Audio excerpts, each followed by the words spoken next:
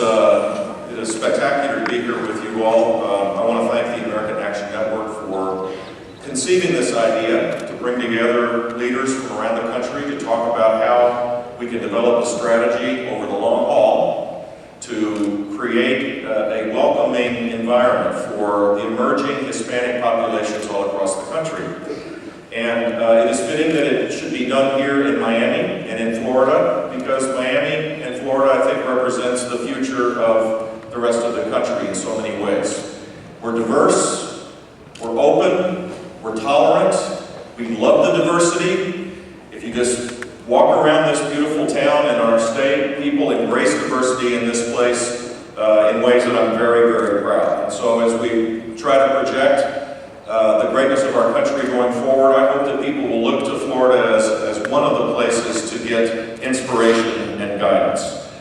For the record, I want to make it clear, Fred brought back a long memory of mine. I did work in Caracas, Venezuela, and was one of the reasons why I have an affinity to the Hispanic community. I'd say the bigger one is Maria Columba Garnica de Gallo de Bush. Columba and I went to Caracas, and for the record, Hugo Chavez was not there. I was not affiliated with the Chavez regime in any way, but I had the experience of living in Caracas, and it influenced me in many ways to move to Miami to pursue our dreams, and I'm so happy that we did. You've heard the reasons why this is important. Let me give you a practical political reason. If you study any immigrant groups, any immigrant group in the history of the United States, there's a simple process. People come, their first efforts are to pursue their dreams for their families, to be able to provide for their families, and as they become more ingrained in their communities, in their localities, they get more engaged in civic life and political life, and as they do that, they have aspirations to become citizens, and as they do that, they get more involved, and then they realize a right of citizenship is also a responsibility, and they become registered to vote, and then they get engaged in the political process and they vote, and they make a difference. That simple process is happening today, as it has always happened for immigrant groups all from the beginning of our country. And so it is important to realize that the Hispanic population, which is the fastest growing population in the country, will also eventually be the fastest growing population of voters. And so if you believe in the conservative philosophies as I do, it would be incredibly stupid over the long haul to ignore the burgeoning Hispanic vote. The second reason why it would be quite stupid, and that's why this group is so important to be able to begin this dialogue over the long haul, is that Hispanic voters are going to have influence as they move into positions of feeling the need and the desire to participate politically. They will be the swing voters as they are today in the swing states. So if you want to elect a center-right president of the United States, it seems to me you should be concerned about places like New Mexico, Arizona, Nevada, Florida, Texas, places where, but for the Hispanic vote, elections are won or lost. So here's my suggestion of 4 simple things that could be done that when we go back to our communities that perhaps we could encourage leaders to be able to embrace. The first is tone. We share very common values, but if you send a signal of them and us, you're not going to be able to get the desired result. I have watched television, just listening to television, listening to tone, and sometimes I'm turned off by the tone, even though I might agree with the particular view.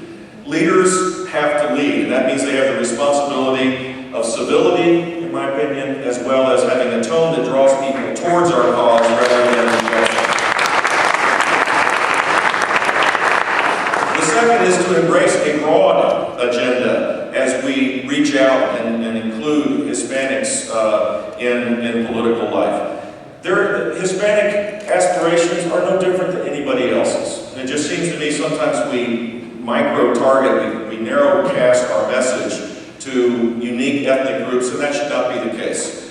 What politicians say to one group should be the same thing they say to another group. We should not try to change the message to try to win favor. In fact, what we need to do is to have a broad message focused on the aspirations of people, which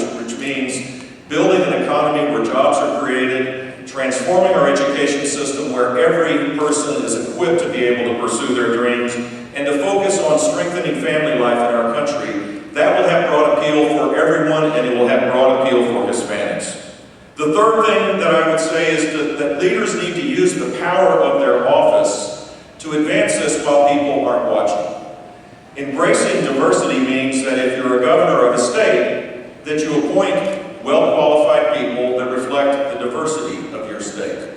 That when you have a chance to appoint qualified judges, that you reflect your philosophy, judicial philosophy, but you also reflect the diversity of your state. It is a huge opportunity to build connection with emerging groups by using your power without people watching to appoint people of diversity in your cabinet, in boards and commissions, and in the judiciary. In Florida, we have done that, and it has created a nexus, a bond that is really powerful. And so, as you go back to your states, I hope that you will encourage these newly minted governors to use that power and that influence to be able to make a difference. And the final thing I would say is that if conservatives and the parties that represent conservatives want to be successful, then they need to recruit Hispanic candidates that share their views.